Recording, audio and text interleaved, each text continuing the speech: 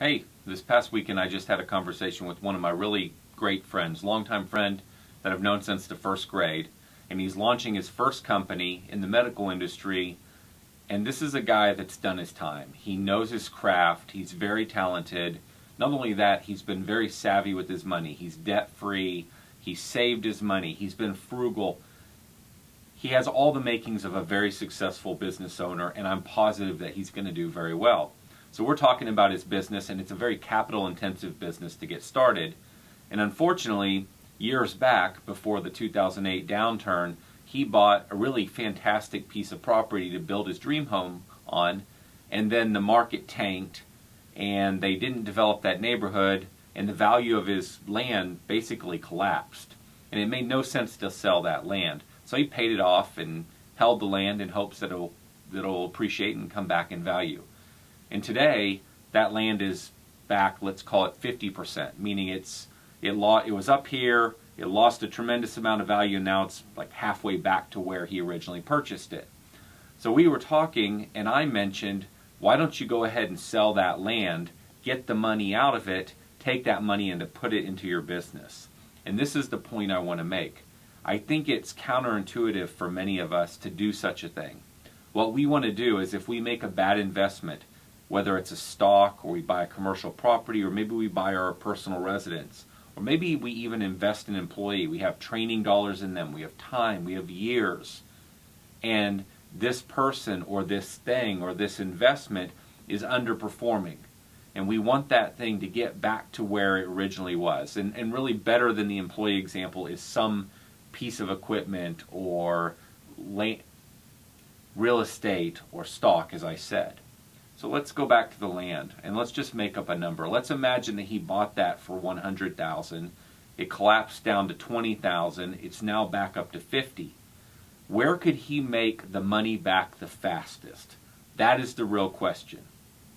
Because the way I believe you need to look at investments, the way you need to look at money is, who cares what happened in the past? That was yesterday. It doesn't matter. Where are we at today? What is my next best step moving forward?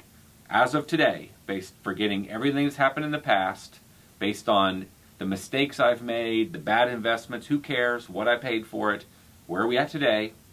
Looking forward out into the future based on the economic conditions, the opportunities, my knowledge, my company's skill set and team, where could we best invest this money? So in this example, I believe he's going to be very successful in his business. This business is going to set up his family. It's going to let him do what he wants to do. Everything about that's fantastic.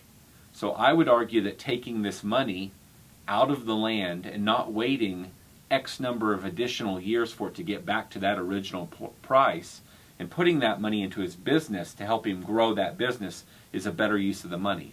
I'd argue that he'll make his money back. So in my fictitious example of still being down $50,000, I'd argue that he will make that $50,000 back faster in his business than he will leaving it in the land and hoping that in the next 3 or 4 years it'll appreciate back to the original value. And again, that's the point. Based on where you are today, forgetting all past mistakes, forgetting what you originally spent on something, with that thing you now own or the money that it's worth, where could it best be used? Where could you make back your losses? Not sitting in a stock, hoping that someday it'll come back so that you can sell it at that time. Where can you get that, or where can you best make your money back? Where can you best use your money? And maybe making the money back isn't even the best way to talk about it. Where could you best utilize that asset, that money, the team, to bring you the greatest return in the future, forgetting the past? And that's really the key here. We want to think about every day as a new day. It's kind of like a zero-sum game. We're starting over from scratch based on today, looking out to the future. We make our decisions based on where we're today, forgetting everything in the past. Over and over and over again, I see so many of us thinking about what happened in the past, complaining about what happened in the past, feeling guilty for what happened in the past. That doesn't matter. It's from today forward.